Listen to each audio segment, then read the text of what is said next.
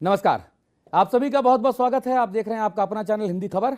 आपके साथ मैं अतुल अग्रवाल हूं और मेरे साथ इस वक्त वो शख्स हैं जो सबसे युवा मुख्यमंत्रियों में से एक हैं, 2 बार के मुख्यमंत्री हैं, दिल्ली के जो बड़े बड़े नेता हैं ना, उनकी आंखों के तारे हैं, उत्तराखंड बीजेपी के बड़े नेताओं की राह का रोड़ा भी हैं, मुस्कुरा मुस्कुरा के बड़े बड़े काम कर भी देते हैं और बड़े बड़ों का काम लगा भी देते हैं। जी, इन्हें पहाड़ का बाजीगर कहते हैं। मैं बात कर रहा हूं देवभूमि उत्तराखंड के यशस्वी लोकप्रिय मुख्यमंत्री पुष्कर सिंह धामी जी का। नमस्कार, स्वागत। बहुत बहुत धन्यवाद। नमस्कार। परिचय कुछ कम तो नहीं है? अरे चलिए। राष्ट्रीय खेल पहली बार उत्तराखंड आयोजित करने जा रहा है। कितने तैयार है आप, आपकी सरकार, आपकी व्यवस्था, और दूरगामी जो लाभ हैं जो प्रदेश को इससे मिलेंगे वो क्या होंगे, कैसे होंगे? देखिए, एक तो हमारे लिए बहुत सौभाग्य की बात है कि हमको राष्ट्रीय खेलों की मेज़बानी का अवसर मिला है। मैं आदरणीय प्रधानमंत्री नरेंद्र मोदी जी का उत्तराखंड की जनता की ओर से उनका धन्यवाद करता हूं कि हमको राष्ट्रीय खेलों की मेज़बानी का उन्होंने अवसर दिया और हम पूरी तरह से तैयार हैं। 28 तारीख से इन खेलों का शुभारंभ होगा और देश भर के 10,000 से ज़्यादा खिलाड़ी देवभूमि आएंगे। पूरे देवभूमि के लोग उनका स्वागत करेंगे, सत्कार करेंगे जी। और अपने अपने घरों में हमारी माताएं, हमारी मातृशक्ति, बहनें, सभी अपने पारंपरिक जो हमारा परिधान होता है, जैसे हमने G20 के समय में किया था जी, सभी डेलीगेट्स का स्वागत किया था, उसी प्रकार से एक अच्छा अनुभव हमारे सब खिलाड़ी लेकर जाएं। और खेल अवस्थापना सुविधाएं काफ़ी बड़ी हैं और 500 करोड़ से भी ज़्यादा की धनराशि हमने विभिन्न स्थानों पर, जैसे हमारे यहाँ पर देहरादून में इसका उद्घाटन होगा, शुभारंभ यहाँ महाराणा प्रताप स्पोर्ट्स कॉलेज में होगा। वहाँ पर बहुत खेल अवस्थापना सुविधाओं को बढ़ाया है। हरिद्वार में बढ़ाया है, पौड़ी में, टिहरी में, उधम सिंह नगर में, हल्द्वानी में इसका समापन होगा, गोलापार हमारा जो स्टेडियम है वहाँ पर, और पिथौरागढ़ में, चंपावत में, अल्मोड़ा में, औली में, सभी जगह पर मतलब ये प्रतियोगिताएं हमारी अनेक ऋषिकेश में रिवर राफ्टिंग से संबंधित जो खेल हैं वो होंगे। तो हमारे राज्य में जो सबसे बड़ी बात है कि खेल को हमने एक जगह पर सेंट्रलाइज नहीं किया है। खेल पूरे राज्य में हों, पूरे राज्य के लोग इसमें सहभागी हों, और ये एक ऐसा अवसर है कि देवभूमि आने वाले समय में इन खेलों के आयोजन से खेल भूमि के रूप में भी स्थापित होगी। एक तरफ तो राष्ट्रीय खेल होने जा रहे हैं, दूसरी तरफ उत्तराखंड में जो निकायों का खेल है वो भी जारी है। निकाय चुनाव चल रहे हैं, कितनी तैयारी है आपकी? और मैं देख रहा हूं कि आप लगातार एक के बाद एक धाकड़ धामी बने हुए हैं, एकदम यहाँ से वहाँ दौड़ रहे हैं, खूब सारी सभाएं, जनसभाएं कर रहे हैं, तब भी तरोताज़ा हैं। ये मतलब ये कैसे? और निकाय चुनाव में भारतीय जनता पार्टी की पोजीशन क्या देख रहे हैं आप? उत्तराखंड में जितने भी अभी तक चुनाव हुए हैं, चाहे लोकसभा का चुनाव हो, आदरणीय प्रधानमंत्री मोदी जी को तीसरी बार देश का प्रधानमंत्री बनाने के लिए 5 सीटें यहाँ पर उत्तराखंड की जनता ने मोदी जी को प्रधानमंत्री बनाने के लिए यहाँ से जिताई। डबल इंजन की सरकार बनाई। यहाँ पर एक मिथक था उत्तराखंड में कि हर बार चुनाव में सरकार बदल जाती है। एक परिपाटी थी, पहली बार ये परिपाटी टूटी, ये मिथक टूटा, परिपाटी बदली और एक इतिहास बन गया। अब देवभूमि उत्तराखंड की जनता के बीच में मैं जा रहा हूँ, एक दिन में 4, 5, 6 अलग अलग स्थानों पर जाता हूँ, क्योंकि निकाय की सरकार होना भी बहुत ज़रूरी है और जनता का समर्थन सभी जगह मिल रहा है, आशीर्वाद मिल रहा है। जैसे डबल इंजन की सरकार बनी है, वैसे ही ट्रिपल इंजन लगेगा और निकायों में भी भाजपा की सरकार बनेगी। मैं लोगों का समर्थन और उत्साह देखकर ये बात आपसे कह सकता हूँ कि लोगों का भरपूर आशीर्वाद मिल रहा है। जी, यूसीसी को लेकर बहुत चर्चा होती है, बार बार आप लोगों के बारे में कहा जाता है कि यूसीसी चिल्लाएंगे, बार बार दोहराएंगे, कब लेकर आएंगे, तारीख नहीं बताएंगे। पहले आप ऐसी तरह से देश भर में एक पार्टी के लोग कहते थे, विपक्ष के लोग हैं, राम मंदिर बनाएंगे, तारीख नहीं बताएंगे। तो देखिए तारीख भी आ गई थी और भव्य जो है प्राण प्रतिष्ठा का कार्यक्रम भी हुआ, पूरी देश दुनिया ने देखा और एक भक्ति का संगम लोगों ने देखा। 500 साल की प्रतीक्षा पूरी हुई और ये यूसीसी ये हमारा कोई इस प्रकार का नहीं है कि हम कहें कि हम यूसीसी लाएंगे। यूसीसी तो हम ले आए हैं। देवभूमि उत्तराखंड को ये गौरव प्राप्त हो गया। देश की आज़ादी के बाद पहला राज्य उत्तराखंड बन गया है जहाँ यूसीसी का विधेयक बन गया है। और सच में ये बाबा साहब अम्बेडकर के सपनों को साकार करने वाला यूसीसी है। बाबा साहब भीमराव अम्बेडकर ने जब देश का संविधान बनाया था उस समय उसके अनुच्छेद 44 में इसका प्रावधान किया था कि देश में रहने वाले सभी लोगों के लिए एक समान कानून होना चाहिए। और हम देवभूमि उत्तराखंड में इसको शुरू कर रहे हैं।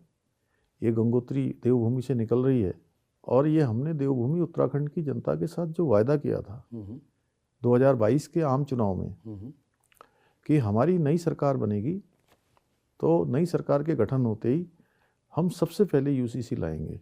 और इसके पीछे हमने एक बात जनता के सामने रखी, अपने संकल्प पत्र में रखा कि उत्तराखंड देवभूमि है।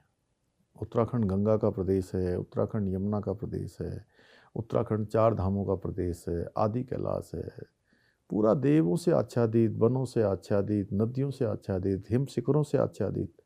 प्रत्येक परिवार से देश के सीमाओं पर चाहे सेना हो या हमारी पैरामिलिट्री फोर्सेज हो, कोई न कोई परिवार से किसी का चाचा, ताऊ, भाई, बहन, मामा, भांजा, भतीजे किसी न किसी रूप में देश की सेवा कर रहे हैं, देश की रक्षा में अपने को लगाए हुए हैं। तो देवभूमि के अंदर रहने वाले सभी लोगों के लिए, चाहे किसी पंथ का हो, जाति का हो, संप्रदाय का हो, सबके लिए एक समान कानून होना चाहिए।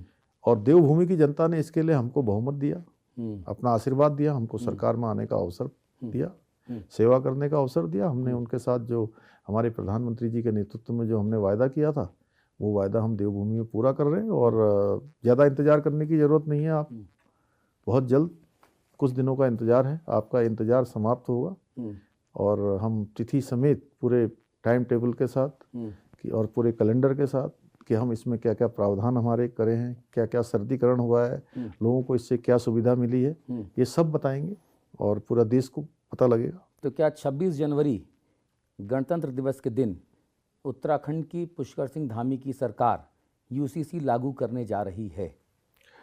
आप तिथि अपने मन से सोच सकते हैं, लेकिन इसी माह लागू करेंगे।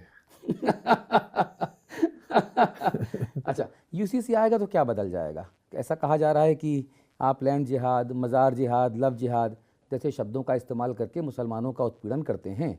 अब यूसीसी नाम का एक और नया झुंझुना जो है वो मुसलमानों के दमन के लिए आप इस्तेमाल करेंगे। आप उनकी मज़ारों पर, उनकी मस्जिदों पर और घरों पर, दुकानों पर बुलडोज़र चलवाते हैं, फर्जी मुकदमे दर्ज करवाते हैं और यूसीसी भी इसका हथियार बन जाएगा। प्रोवाइडेड कि आपने इस पूरी ड्राइव में 5000 एकड़ से ज़्यादा अतिक्रमित ज़मीन को अवमुक्त भी कराया है।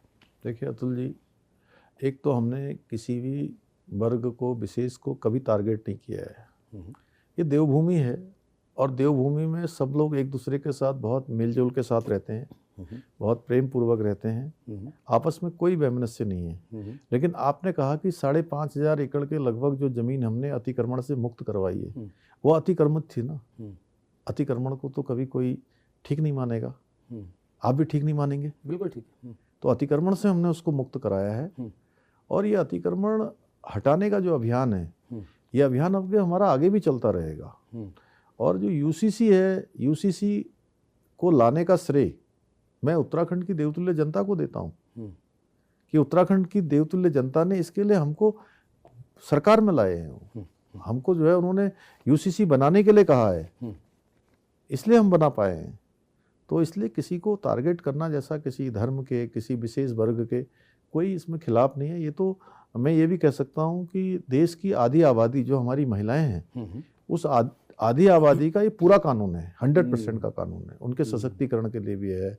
इसमें बुजुर्गों के सुरक्षा का भी प्रावधान किया गया है। ऐसे बच्चे जो लिव इन रिलेशनशिप में रहते हुए पैदा होते हैं, उनके भविष्य की चिंता भी की गई है। उनके जो है आगे के सभी प्रकार के उसमें प्रावधान किए गए हैं कि लोग जो है अपने को सुरक्षित महसूस करें, उनका सशक्तिकरण हो, बच्चों की सुरक्षा हो। ऐसे माता पिता जिनके बच्चे उनसे दूर चले जाते हैं, साथ में रहने लगते हैं, लिव इन रिलेशनशिप में रहने लगते हैं, उनकी सुरक्षा का भी इसमें प्रावधान किया गया है। तो हर वर्ग का इसमें ख्याल किया गया है और टारगेट करने जैसी कोई बात नहीं किसी को। जी, कानून व्यवस्था की बात ना करें तो इंटरव्यू मज़ा नहीं आएगा इसमें। त्रिवेंद्र सिंह रावत जी भी कह रहे हैं कि जो आपके पूर्ववर्ती, आपके वरिष्ठ, आपके पहले के जो मुख्यमंत्री हैं, जिनको मैं प्यार से TSR कहता हूँ, TSR1 त्रिवेंद्र सिंह रावत और TSR2 तीरथ सिंह रावत, कहा जाता है, उन्होंने खुद कहा मुझसे इंटरव्यू में कि भाई उत्तराखंड में लॉ एंड ऑर्डर की स्थिति जो है वो थोड़ी गड़बड़ है और धामी साहब को उत्तर प्रदेश से सीख लेनी चाहिए, सबक लेनी चाहिए और लॉ एंड ऑर्डर को और स्ट्रॉन्ग करना चाहिए। जिस व्यक्ति को DGP आपने बनाया, कार्यवाहक DGP, उसको वो अयोग्य कहते हैं अभिनव जी को, और कहते हैं कि भाई वो तो योग्य ही नहीं था, उसको DGP बनाया ही नहीं जाना चाहिए। क्या इसीलिए लॉ एंड ऑर्डर थोड़ा सा उनके हिसाब से? नहीं, देखिए ऐसा है कि राज्य के अंदर सभी व्यवस्थाएं अच्छी चल रही हैं, राज्य के अंदर लॉ एंड ऑर्डर भी अच्छा है, सब अच्छा है और ठीक है। राज्य के अंदर घटनाएं होती हैं, हर राज्य में घटना होती है, बड़े राज्यों में जल्दी उसको दिखाया नहीं जाता है या नहीं दिखता है, लेकिन हमारे राज्य बहुत सेंसिटिव है, लोग बहुत जागरूक हैं, हर चीज़ को माइंडफुली ऑब्जर्व करते हैं। हम त्वरित रूप से, चाहे वो पुलिस की कानून व्यवस्था हो या कोई आपदा प्रबंधन की बात हो, मैं स्वयं ग्राउंड जीरो पर जाके काम करता हूँ, मैं स्वयं समीक्षा करता हूँ, जहाँ भी घटना होती है वहाँ मैं उपलब्ध होता हूँ। जो आपके विरोधी हैं वो बार बार महिला अपराधों का जिक्र करते हैं, आपको घेरते हैं, व्यक्तिगत तौर पे आप पर आक्षेप लगाते हैं, आपकी सरकार की कानून व्यवस्था को घेरते हैं। वो अंकिता भंडारी का नाम लेते हैं, वो जो नर्स का बलात्कार हुआ, चलती बस में जो रेप हुआ, उसके बारे में बात करते हैं। वो कहते हैं कि पहाड़ी राज्यों में जो महिला अपराध हो रहे हैं उसमें उत्तराखंड नंबर 1 है। और एक ताज़ा मामला हरिद्वार में एक राष्ट्रीय जो हॉकी खिलाड़ी आई महिला, उसके साथ रेप का मामला सामने आया। हालांकि आपके पुलिस ने त्वरित कार्रवाई की, इसके लिए आपको 100 में 100 नंबर, लेकिन ये घटनाएं हो क्यों रही हैं? देखिए अतुल जी, घटनाएं होना, इसको हम एकदम से रोक नहीं सकते, घटनाएं होती हैं, लेकिन घटनाओं के बाद त्वरित रूप से कार्रवाई कर सकते हैं और हमने सब पर कार्रवाई की है। आपने जितनी भी घटनाओं का उल्लेख किया है, सभी घटनाओं ने त्वरित रूप से काम किया है। और हो सकता है कि व्यक्तिगत तो मेरा कोई विरोधी नहीं है, क्योंकि मैं ऐसा कोई काम नहीं करता हूँ, आपने देखा नहीं होगा, मैं तो हमेशा सबका सम्मान करता हूँ, चाहे मेरे से बड़े हों, छोटे हों, मेरे पूर्ववर्ती हों, मैं सबके पास जाता भी हूँ, सबकी सलाह भी लेता हूँ, उनकी सलाह से काम भी करता हूँ, फैसले भी लेता हूँ, क्योंकि हमारा तो सबका साथ, सबका विकास और सबका विश्वास का जो मूल मंत्र है।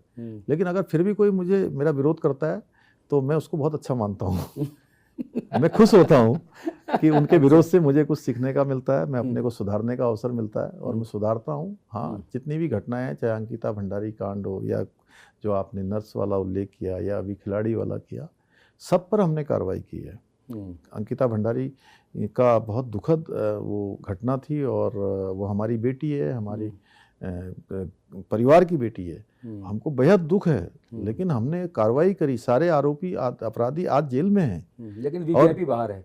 जिस वीवीआईपी के सामने अंकिता भंडारी को परोसा जाना था, आरोप हैं ऐसे, वो वीवीआईपी बाहर है। देखिए ऐसा है कि सारे के सारे तथ्यों की SIT ने जांच की है और सारे लोगों से, जो भी लोग उस घटना से संबंधित हैं, उन सबसे कहा कि भाई आपको अगर इस घटना में कोई भी अगर तथ्यात्मक चीज़ें आपके पास हैं तो आप लाइए और पुलिस उसको जांच करेगी। उसके बाद मामला न्यायालय में है, सब न्यायालय ने भी सब प्रकार से उसकी जो है जांच की है और चार्जशीट जमा हो चुकी है, केस ट्रायल पर है। इसलिए मैं समझता हूँ कि अब उसमें बोलने जैसी कोई बात नहीं है, क्योंकि माननीय न्यायालय उस पर फैसला करेगा और सरकार की तरफ से उस पर ठोस पैरवी हो चुकी है। सब जो है आरोपियों को जेल भी भेजा जा चुका है, उनकी संपत्ति भी जो है जो जब्त की जानी थी वो जब्त की जा चुकी है, SIT ने जांच की है और P रेणुका देवी जो आज भारत सरकार के जो है एक अच्छे संस्थान में आज जो है उस पर चली गई हैं और उन्होंने पूरी जांच की है, महिला अधिकारी ने उस पर जांच की है, कहीं कोई जांच में कमी जैसी कोई बात नहीं है, अन्यथा जेल से वो लोग बाहर आ गए होते अभी तक।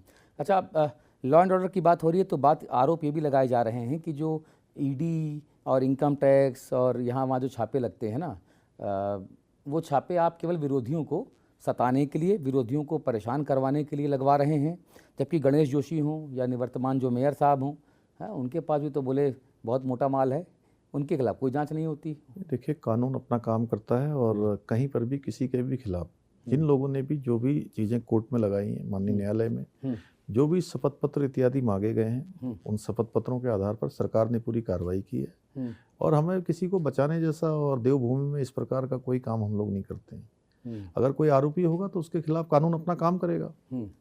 अवैध खनन को लेकर बहुत सारी बातें हो रही हैं सर, बहुत सारे लोग आरोप लगा रहे हैं अवैध खनन के। खुद त्रिवेंद्र सिंह रावत जो हरिद्वार के सांसद हैं वो कहते हैं कि भाई अवैध खनन हो रहा है, सरकार रोक नहीं पा रही है। जबकि जो मैं आपके बारे में जब रिसर्च करता हूं और सरकार के बारे में बात करता हूं तो पता लगा कि जो आपकी नीतियां हैं उससे अवैध खनन ना सिर्फ रुका है बल्कि जो सरकारी रेवेन्यू है वो शायद 3 गुना से ज़्यादा बढ़ गया है। तो ये त्रिवेंद्र सिंह रावत के आरोप अवैध खनन वाले और आपका डबल या ट्रिपल हुआ रेवेन्यू, इसमें बैलेंसिंग करके बताइए। नहीं, उन्होंने अगर कहीं पर कहा है ऐसी बात, तो अगर कहीं पर ऐसी चीज़ आएगी तो हम कार्रवाई करेंगे। लेकिन मैं आपको बताऊं कि हमने जो कि राज्य के अंदर जो रेवेन्यू है हमारा 6 महीने में आज 700 करोड़ से ऊपर पहुंच गया है। खनन का रेवेन्यू और पहले 300 होता था, पहले 300-400 करोड़ कुल होता था और पूरे साल भर का हमारा ये रेवेन्यू 1200 करोड़ से ऊपर जाएगा। तो अगर हमारी नीति खराब होती, अगर अवैध खनन हो रहा होता, चोरी हो रही होती, तो रेवेन्यू तो घटना चाहिए था। तो रेवेन्यू कम से कम 2-3 गुना 4 गुना बढ़ रहा है। तो स्वयं अंदाजा लगा सकते हैं कि ये सब फैब्रिकेटेड चीज़ें हैं, इसमें कोई दम नहीं है। सरकार लगा के क्यों नहीं बोलते कि बड़े भैया, नहीं बड़े भैया जब यार ये क्यों बोल रहे हैं भाई? नहीं ऐसा नहीं है। देखिए अगर उनको कहीं लगता होगा तो निश्चित रूप से करेंगे। उनका भी एक दीर्घकालिक अनुभव है। 4 साल तक राज्य के मुख्यमंत्री रहे हैं, अभी सांसद हैं, उससे पहले मंत्री रहे हैं। अनेक उनका समाज सेवा में एक बड़ा जीवन उनका समर्पित रहा है। मैं उनकी किसी बात का बुरा नहीं मानता हूँ। हमारे बड़े भाई हैं और वो जो भी हमको कहते हैं हम उसमें जो सोचते हैं कि कहीं हमारी कमी है तो हम उसको ठीक करेंगे। आपकी सादगी पर फिदा होने को जी चाहता है। नहीं देखिए, हमें आत्मसात करना चाहिए और मैं ऐसा मानता हूं कि मैं एक सामान्य परिवार में पैदा हुआ हूं। हमारे प्रधानमंत्री से प्रेरणा लेकर, पार्टी की रीति नीतियों से प्रेरणा लेकर हमारा राज्य देश का श्रेष्ठ राज्य बने। यहाँ पर महिलाओं के लिए बहुत बड़ी चुनौतियाँ हैं, नौजवानों को बहुत सारे अवसर मिलने चाहिए। यहाँ पर बड़ी संख्या में हमारा पूरा राज्य सैनिक बाहुल्य है जी। रोजगार के अनेक अवसर सर्जित होने चाहिए। किसान भाइयों का हर प्रकार से, चूंकि यहाँ पर किसानी भी 2 प्रकार की है, मैदानी क्षेत्र में अलग प्रकार की है, पर्वतीय क्षेत्र में अलग प्रकार की है। अलग अलग चुनौतियाँ हैं। वो चुनौतियों पर हम ठीक प्रकार से काम कर पाएँ, राज्य को सबके साथ कदम से कदम मिलाकर। और प्रधानमंत्री जी का जो स्वप्न और संकल्प है, उन्होंने जो केदार बाबा के प्रांगण से कहा था कि इस सदी का ये 3रा दशक उत्तराखंड का दशक होगा जी। तो हम सब उस दिशा में आगे बढ़ रहे हैं और हमारी दिशा भी सही दिशा में जा रही है, उसके परिणाम भी आ रहे हैं। अभी SDG जो सस्टेनेबल डेवलपमेंट गोल्स के जो रेटिंग होती है, रैंकिंग होती है, इंडेक्स होता है, भारत सरकार का नीति आयोग हर वर्ष उसकी रैंकिंग निकालता है। उस रेटिंग में उत्तराखंड पूरे देश में पहले पायदान पर आया है। बेरोजगारी दर भी हमने 4.4% 1 साल के अंदर कम की है, यानी कि रोजगार देने के मामले में भी हम मतलब इस समय राष्ट्रीय औसत को भी हमने पीछे छोड़ा है।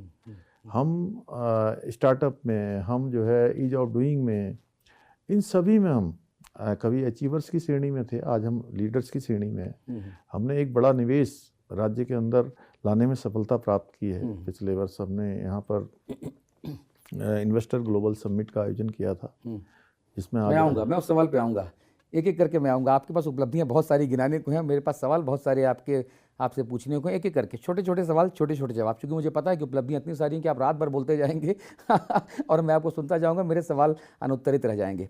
खनन पे वापस मैं लौटता हूँ। खनन और शराब 2 को लेकर आपकी सरकार के ऊपर बड़े बड़े आरोप लगाए जाते रहे हैं। कमीशन खोरी के आरोप लगते हैं सरकारों में, आपकी सरकार में खासतौर पर शराब और खनन को लेकर कुछ एक लोगों के नाम सोशल मीडिया पर प्रोपोगेट किए जाते हैं। आरोप लगाए जाते हैं कि आपका माननीय मुख्यमंत्री पुष्कर सिंह धामी जी का नाम लेकर ये लोग पहाड़ की नौकरशाही पर दबाव बनाते हैं और टेंडर आदि की प्रक्रियाओं में दखलंदाजी करते हैं। ये स्पष्ट आरोप है, इस पर आप क्या कहना चाहते हैं? नहीं देखिए, हमारी सरकार में सारे काम पारदर्शिता से होते हैं और मैं कहूँ कि आरोप लगाने की बात, जहाँ तक आरोप में कोई सत्यता हो तो सिद्ध कर दे, और जिसके खिलाफ अगर कोई गैरकानूनी काम करता है तो उसके खिलाफ कानून काम करेगा। और गैरकानूनी काम कोई भी अधिकारी आपसे कह रहा है तो आप बताइए वो क्यों गैरकानूनी काम करते हैं। आजकल तो गैरकानूनी काम कोई भी नहीं कर सकता। आजकल सोशल मीडिया का ज़माना है, आजकल आरटीआई का ज़माना है, आजकल हमारा पक्ष विपक्ष है, मीडिया है, तमाम चीज़ें हैं। तो इसलिए मैं दावे के साथ कह सकता हूँ, विश्वास के साथ, कि हमारी सरकार में कोई गलत काम नहीं होता है। आरोप कोई भी लगा ले, अगर ये उत्तराखंड की जनता भी जानती है और जो काम करने वाले लोग हैं वो भी जानते हैं। सर, आरोप है कि भू माफियाओं ने, आरोपों का सिलसिला है मेरे पास है सर, एक एक करके मैं आपके सामने रखूंगा, आपको पूरा जवाब देने का मौका दूंगा। बाकी एंकर और पत्रकारों की तरह नहीं कि अपना अपना बोला सुना नहीं और चले गए, पूरा आपको बोलने का मौका दिया जाएगा, लेकिन सवाल मेरे थोड़े तीखे होंगे।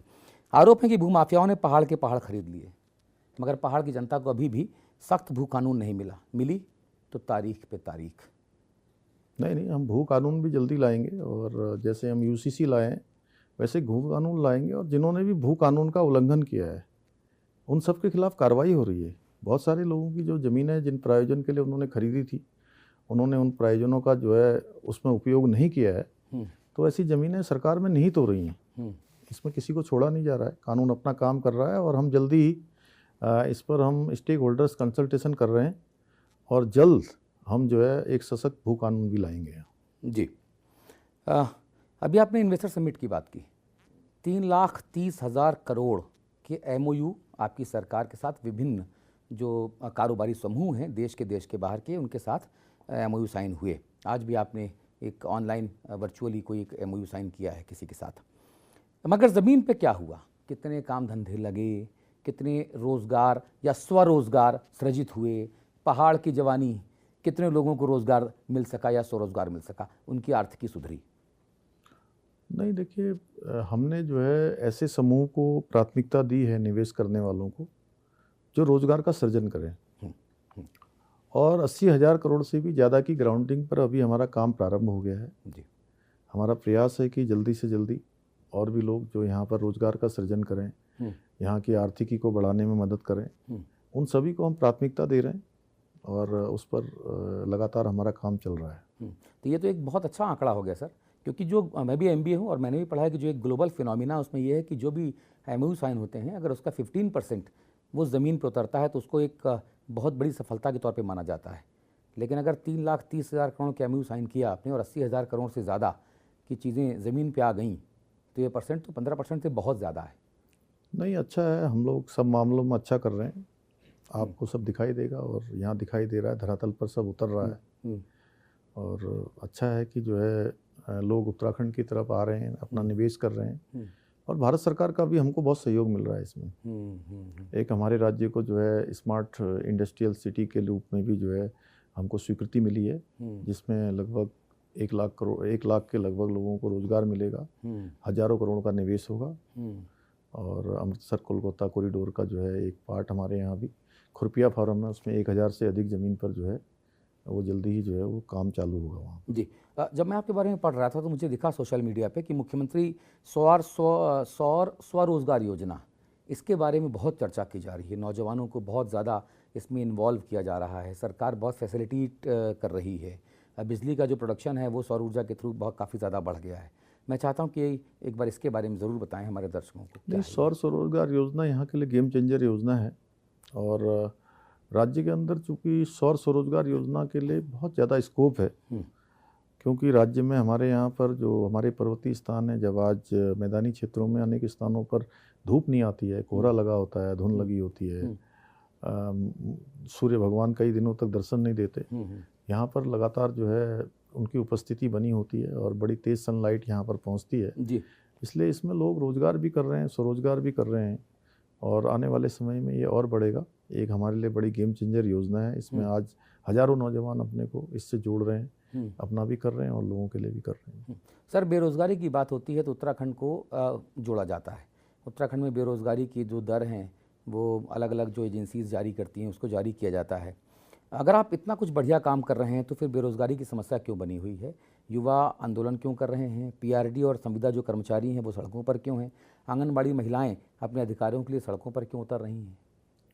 नहीं, देखिए, आंदोलन करना अपना और अच्छा होना ये कोई बुरी बात नहीं है, लेकिन हम उन पर सब पर काम कर रहे हैं। आप देखिए कि अगर मैं सरकारी आंकड़ों की बात करूं जी, तो राज्य बनने के बाद 12-14 हज़ार कुल लोगों को रोज़गार मिला था, लेकिन पिछले 3 सालों में ये संख्या बढ़कर 19,000 हो गई है सरकारी नौकरियों की। सरकारी नौकरियों की।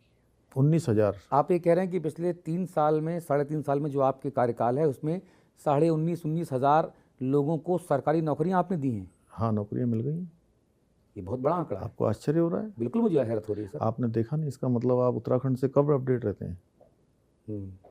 लगातार हम जो है लोगों को जो है यहाँ पर हमने अभियान चलाकर जो है जो उनके नियुक्ति प्रमाण पत्र हैं, नियुक्ति पत्र हैं, वो प्रदान करे हैं नहीं, वो लगातार। हमने आपकी तमाम खबरें लाइव चलाई हैं, लेकिन ये आंकड़ा 19-19,500 हाँ, पहुंच गया, ये मुझे पता नहीं था। हाँ बिल्कुल, और तेज़ी से अभी 24,000 जिस दिन मैं इस जिम्मेदारी पर आया था उस दिन ये 24,000 का आंकड़ा था जो खाली थे पोस्टें हमारी। हमने उसी दिन कहा था कि हम सभी को भरेंगे और आने वाले समय में आपको जो है पूरी भरी हुई दिखाई देंगी। 100% हम जो है इस पर काम कर रहे हैं और एक भी मामला कोई भी नकल का नहीं आया, कोई पेपर लीक का नहीं आया, कोई न्यायालय में मामला नहीं गया। और सबसे अच्छी बात है कि उत्तराखंड के हर जिले के नौजवान युवाओं को रोजगार में आने का अवसर मिल रहा है। इसके साथ साथ जो पहले कई सालों से इन भर्तियों में शामिल होते थे, प्रवेश परीक्षाएं देते थे, लेकिन उनका नाम नहीं आता था, चयन नहीं होता था, अब उन्हीं में से एक प्रतिभागी का नाम 4-4 परीक्षाओं में पास हो रहे हैं, 4-4 में चयन हो रहा है। उनके माता पिता मिलते हैं और दूर दराज के लोग जो है जब उनके माता पिता मिलकर मुझे कहते हैं कि हमारा बच्चा इतने सालों से कर रहा था, बेटी कर रही थी, बेटा कर रहा था, तो एक संतोष होता है कि सरकार का एक अच्छा काम ये हुआ है। तो जो आपने बहुत कठोर जो नकल विरोधी कानून लेकर आए, जिसमें अब प्रतियोगी परीक्षाओं में नकल तकरीबन आपने एकदम जैसा दावा है कि एकदम रोक दी है, क्या ये उसका सुखद परिणाम है? हाँ, निश्चित रूप से। देखिए, नकल विरोधी कानून भी है और उससे पहले हमने नकल माफियाओं पर कार्रवाई करी। 100 से ज़्यादा नकल माफियाओं को जेल के सलाखों के पीछे भेजने का काम किया और ये आसान काम नहीं था अतुल जी। जैसे आपने कुछ पहले मुद्दे उठाए, लोग इसी प्रकार के आरोप लगाते नहीं तो आज किसी के पास कुछ कहने के लिए नहीं है। नौजवान युवाओं के अंदर आज आत्मविश्वास आया, लौट कर आया है, उनके माता पिता पर लौट के आए। गरीब माता पिता के बेटे और बेटियों को चयन का आज अवसर मिल रहा है। वो जो माता पिता अपना छोटी दुकान करके, सब्जी बेचकर, चाय की दुकान पर दूध बेचकर अपने बच्चों को पढ़ाते लिखाते थे, उनके साथ धोखा हो रहा था, अन्याय हो रहा था, बिल्कुल उनके जीवन के साथ खिलवाड़ हो रहा था, भविष्य के साथ खिलवाड़ हो रहा था। इस नकल के अध्यादेश के आने के बाद, नकल के कानून के आने के बाद वो सब समाप्त हुआ है। सर, आजकल एक चर्चा और हो रही है शीतकालीन यात्रा की, कि भाई अब उत्तराखंड में जो है, जो पहले 4 धाम यात्रा होती थी जिसमें कई बार लोग आरोप लगाते थे कि भाई यात्री बहुत सारे आ जाते हैं, अव्यवस्थाएं हो जाती हैं, कई बार असुविधाएं हो जाती हैं, बहुत आलोचना होती है आपकी कि भाई यहाँ मार्ग टूट रहा है, ये चीज़ें नहीं हैं, वो चीज़ें नहीं हैं। कई बार होता है कि भाई पंडा पुरोहितों के अधिकारों पर सेंधमारी कर दी गई। तो जो शीतकालीन यात्रा का जो कॉन्सेप्ट है, ये कॉन्सेप्ट क्या है, इसका उद्देश्य क्या है? देखिए, शीतकालीन यात्रा ये है कि 4 धाम यात्रा जो चलती थी हमारी, चलती है, वो राज्य के लिए बहुत लाइफलाइन है। 6 महीने लोगों का रोजगार चलता है, व्यापार चलता है, उससे आर्थिकी चलती है राज्य की। और शीतकाल आते ही वो बंद हो जाता था, मतलब कि सर्दियों में या कपाट बंद होने पर। हमने ये प्रयास किया है कि शीतकाल में भी अब वो 4 धाम यात्रा, हमारी जो शीतकालीन यात्रा है, वो चलती रहे। अब जैसे भगवान बद्री विशाल का जो शीतकालीन प्रवास है वो जोशीमठ हो जाता है, वहाँ आ जाते हैं, उनकी गद्दी वहाँ आ जाती है, वहाँ लोग पूजा पाठ कर रहे हैं। भगवान के बाबा केदार का जो है स्थान ओंकारेश्वर उखीमठ हो जाता है और वहाँ पर उनकी गद्दी आ जाती है, शीतकालीन उनका प्रवास होता है। मैंने वहीं से इस यात्रा को प्रारंभ किया था इस बार 8 दिसंबर को जी। पिछले वर्ष 8 दिसंबर 2024 को वहाँ से शुरुआत करी। तो लोगों को वही पुण्य फल प्राप्त होगा अगर वो धाम खुले हैं उस समय जाते हैं या जहाँ गद्दी आजकल प्रवास कर रही है वहाँ पर। तो इसी प्रकार से हमारा गंगोत्री का जो शीतकालीन प्रवास है वो मुखवा में हो जाता है, हरसिल के पास, और खरसाली में जो है यमुनोत्री धाम का जो है उनका प्रवास होता है। और इसके अतिरिक्त हमारे राज्य में बहुत सारे डेस्टिनेशन ऐसे हैं जहाँ शीतकाल में लोग आ सकते हैं, धूप का आनंद ले सकते हैं, अच्छी हवा का आनंद ले सकते हैं, एक अच्छा अध्यात्म ऊर्जा को प्राप्त कर सकते हैं। वो पूरे राज्य के अंदर अनेक स्थान हैं, मैं एक स्थान की बात नहीं करूँगा। उन सभी स्थानों को हम लोगों ने सोशल मीडिया के माध्यम से, मीडिया के माध्यम से लोगों तक ले जाने का प्रयास किया है। और ये यात्रा भी हमारे लिए एक बहुत बड़ा, राज्य के लिए भी और लोगों के लिए भी एक बड़ा माध्यम बनने वाली है विकास का, समृद्धि का। और लोग आ रहे हैं और इसके अच्छे परिणाम आ रहे हैं। जो दुकानें हमारी शीतकाल में बंद हो जाती थी, लोग अपने कारोबार बंद करके, दुकानें बंद करके चले जाते थे, वो खुली हुई हैं। और हमने इन स्थानों पर जहाँ पर ठंड अत्यधिक होती है, बर्फ़ पड़ी होती है, बर्फ़ में और सुनहरी जो है दिखाई देती हैं, बर्फ़ पर्वत अच्छे दिखाई देते हैं, बर्फ़ से ढकी हुई चोटियाँ दिखाई देती हैं, धूप दिखाई देती है। मैं तो कहूँगा आइए हमारे राज्य में धूप का आनंद लीजिए, फ्री में धूप का आनंद लीजिए, फ्री में अच्छे मौसम का आनंद लीजिए। जी, आपने भी जोशीमठ की बात की। जोशीमठ में भूस्खलन हुआ, आपदा आई, पुनर्वास के लिए लोग धरना प्रदर्शन पे बैठे। वहाँ के हालात अभी कैसे हैं? जोशीमठ और अन्य पर्वतीय क्षेत्रों में जो लगातार भू धसाव की खबरें आ रही हैं, तो उसको लेकर जोशीमठ में देखिए ऐसा है कि एक घटना हुई और आपदा आई एक तरह से, लेकिन समय रहते हम लोगों ने जो भी उस पर हम कर सकते थे हमने किया। हम जोशीमठ के लोगों के साथ खड़े रहे। मैंने स्वयं वहाँ जाकर रात्रिकालीन प्रवास किया और भारत सरकार में मैंने आदरणीय प्रधानमंत्री जी से, आदरणीय गृह मंत्री जी से अनुरोध किया। 1700 करोड़ से भी ज़्यादा की धनराशि वहाँ के लिए स्वीकृत हुई है और उस पर काम चल रहा है। सारी DPR बनाई जा रही हैं, अच्छा सीवर का काम किया जा रहा है, अन्य काम किया जा रहा है, अंडरग्राउंड केबल डाली जा रही हैं, जो भी वहाँ पर ज़रूरतें हैं वो सब पूरी की जा रही हैं। ड्रेनेज के सिस्टम बनाए जा रहे हैं, सब सड़कें बनाई जा रही हैं। अच्छा एक मास्टर प्लान उस क्षेत्र का तैयार किया जा रहा है, क्योंकि जोशीमठ हमारा सामरिक रूप से भी बहुत महत्व का स्थान है और अपने आप में भगवान बद्री विशाल के दर्शन का ये द्वार है। और शीतकाल में तो भगवान बद्री विशाल जी का प्रवास वहीं जोशीमठ में होता है। दो और लोडेड सवाल हैं जिसमें भ्रष्टाचार के बड़े बड़े आरोप लग रहे हैं। पहला, हर जल नल, जो हर घर में एक नल लगेगा, फिर उससे जल पहुंचाया जाएगा, उस परियोजना के बारे में विपक्ष और आपकी ही पार्टी के जो आपसे रश्क रखते हैं, जो आपको आपकी कुर्सी का जिनको ज़्यादा मोह है, वो ऑफ द रिकॉर्ड ब्रीफिंग करवाते हैं कि भाई साहब ये देखिए ज़रा, करोड़ों करोड़ रुपए जो है वो गप्प कर लिए गए। ये भ्रष्टाचार के आरोप लगाने वालों को और हमारे दर्शकों को तथ्यात्मक तरीके से क्या जानकारी देना चाहेंगे? देखिए, एक तो मैं आपको बताऊं कि ये कोई मेरी लाई हुई योजना नहीं है। आदरणीय प्रधानमंत्री नरेंद्र मोदी जी के द्वारा शुरू की हुई योजना है और 2014 में जब वो देश के प्रधानमंत्री बने थे तब से वो योजना लगी है। मैं तो अभी 3 साल से ही हूँ। 3 साल भी अभी पूरे नहीं हुए, क्योंकि 6 माह तो पहले मेरे जो है केवल चुनाव के लिए थे। उससे पहले से ही वो योजना चल रही है। उसमें मैंने कोई नया काम उसमें नहीं किया है कि जो भ्रष्टाचार हो। हाँ, इतना ज़रूर है कि अगर कहीं पर कोई भी योजना अगर आती है तो उस योजना में ऑडिट होता है, थर्ड पार्टी ऑडिट होता है। और कुछ मामले मैंने भी समीक्षा करी, कहीं पर गड़बड़ी पाई तो हमने उसको श्रमदान घोषित किया है, उस पर हमने कार्रवाई की है। देखिए, आरोप लगाने वाले या कुर्सी पर नज़र रखने वाले ये तथ्यात्मक रूप से अगर कोई बात कहें तो हम उसका जवाब देंगे। कहीं पर सुधार करना हो तो सुधार करेंगे। केवल आरोप लगाने के लिए आरोप लगाएंगे तो आप स्वयं ही उनके बारे में अंदाजा लगा लीजिए कि वो किस दिशा में जा रहे हैं, उनकी मानसिकता किस दिशा में जा रही है।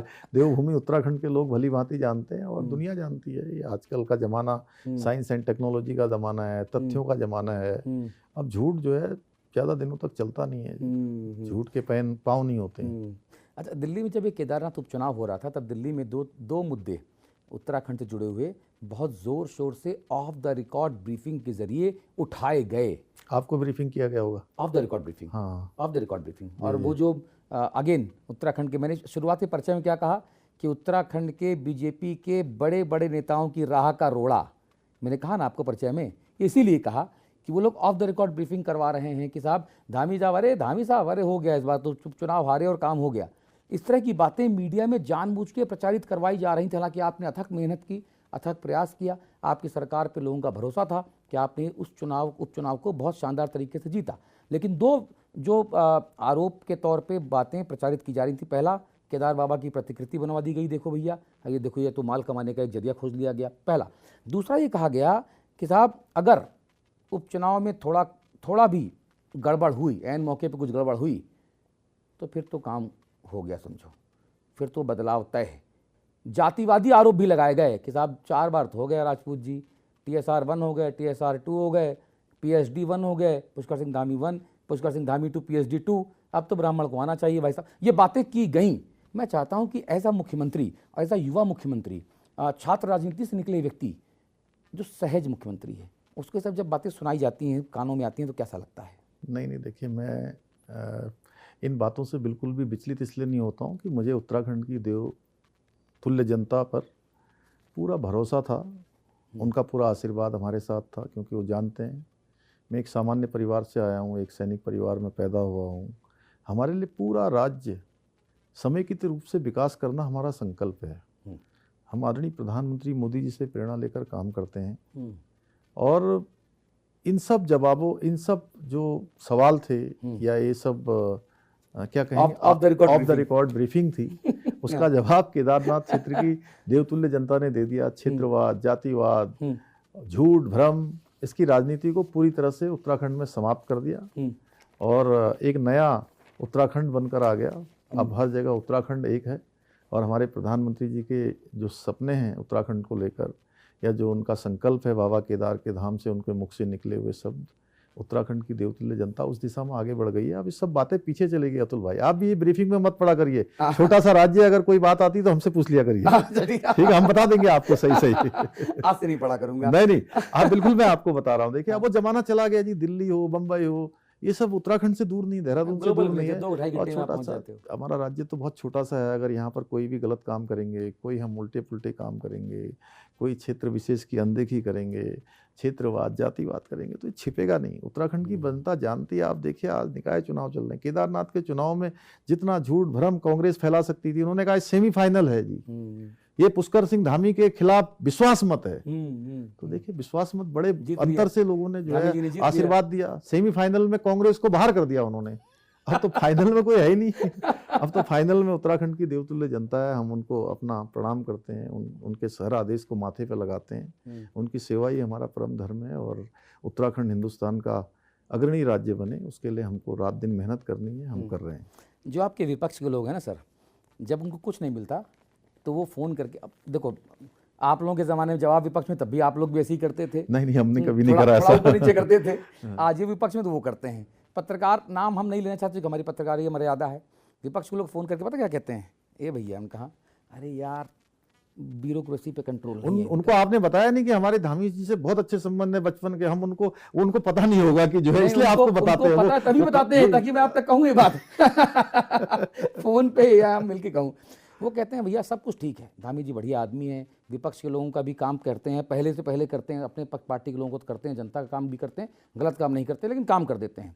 हमको तो फिर तुम्हें क्या दिक्कत है? बोले दिक्कत है यार, गुरु ब्यूरोक्रेसी पे कंट्रोल नहीं है इनका। बोले इनका कंट्रोल नहीं है, जो अधिकारी समझा देता है वो समझ जाते हैं ये जो है।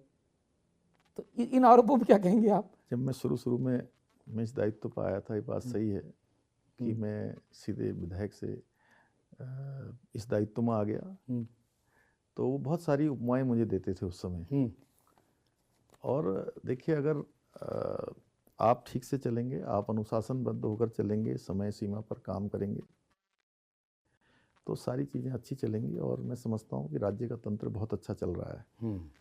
आज हमारी चीफ सेक्रेटरी एक महिला है और महिलाओं में भी जो है अपने बैच की टॉपर महिला जी हैं, उनके ऊपर इतना सा भी कोई आरोप नहीं लगा सकता जी।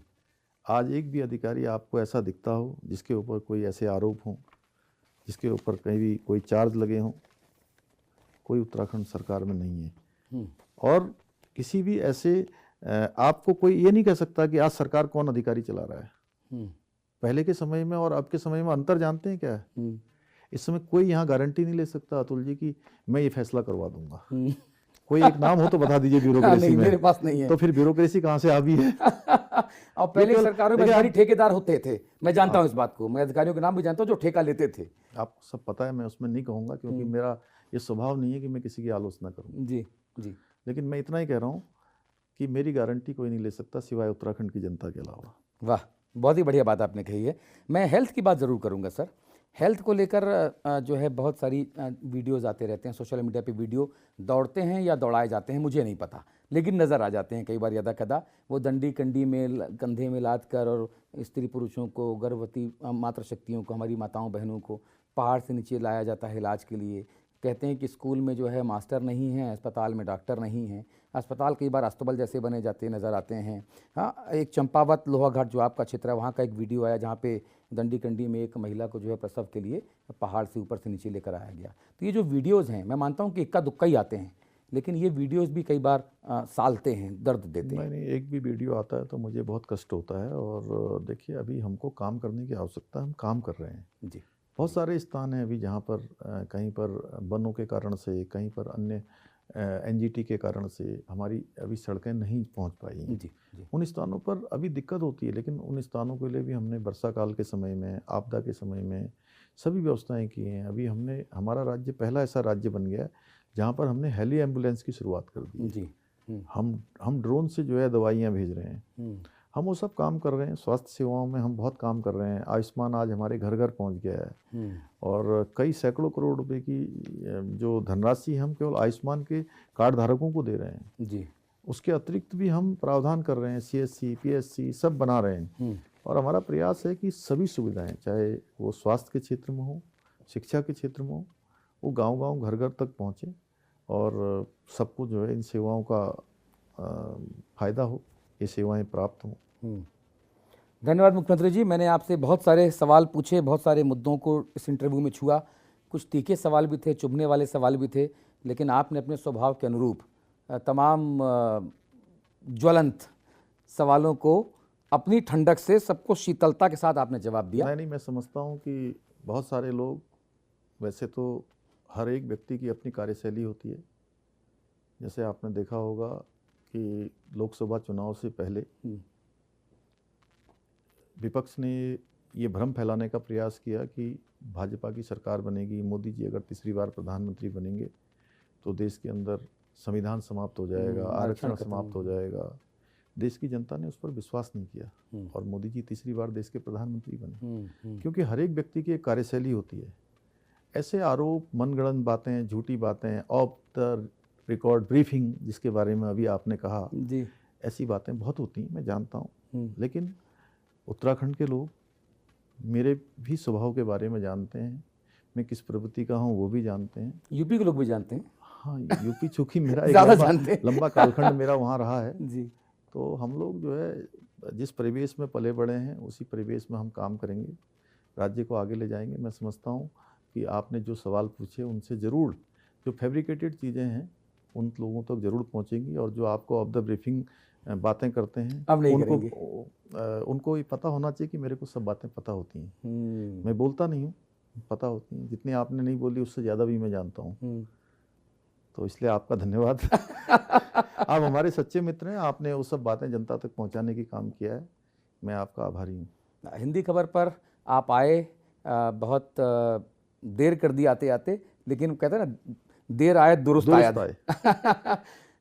हमारे 19 करोड़ दर्शक जो देश के भीतर और 21 देशों में आपको इस वक्त देख रहे हैं, उनके लिए अगर कोई संदेश आप देना चाहें, कोई ऐसी बात जो मैं आपसे ना पूछ पाऊँ और आपको लगता है कि नहीं ये बताया जाना ज़रूरी है, तो कैमरा आपकी तरफ।